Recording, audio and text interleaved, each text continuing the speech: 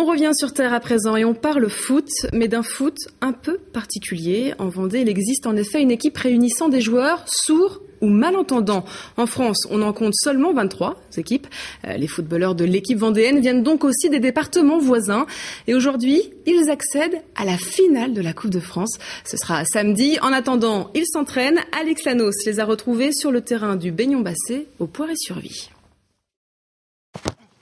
À première vue, un entraînement de foot ordinaire. Mais à y regarder de plus près, les joueurs ont une particularité. Ils sont tous sourds ou malentendants. Pourtant, sur le terrain, ils sont des footballeurs comme les autres. Il n'y a pas de différence. Que ce soit les sourds ou les entendants, c'est le même niveau. On peut jouer exactement comme des entendants. Le seul problème, c'est qu'on ne pourra pas, l'un sourd ne pourra pas entendre le sifflet, c'est tout. C'est la seule différence.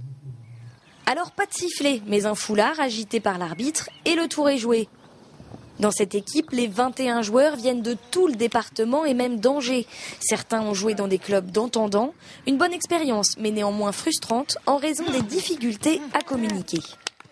J'aime jouer avec les entendants, mais au niveau de la communication, quand le match est fini, tout le monde s'en va et il me manque quelque chose. Je préfère jouer avec les sourds, c'est plus chaleureux. Le soir, on va sortir, on continue d'échanger.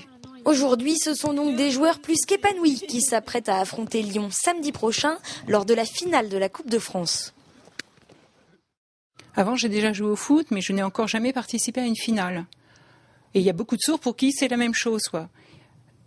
Donc là, participer à une finale, je suis vraiment très très content et je peux à peine y croire. Et j'espère qu'on va gagner, quoi. On ira jusqu'au bout. J'en serai très fière.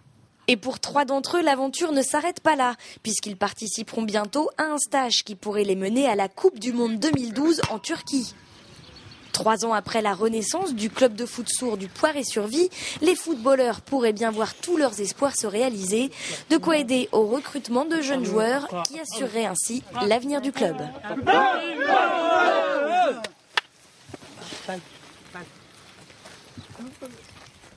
La finale, c'est donc samedi à Longjumeau face à Lyon. Et tous les espoirs sont permis puisqu'en 83, les Vendéens avaient remporté la finale. On leur souhaite donc bon courage.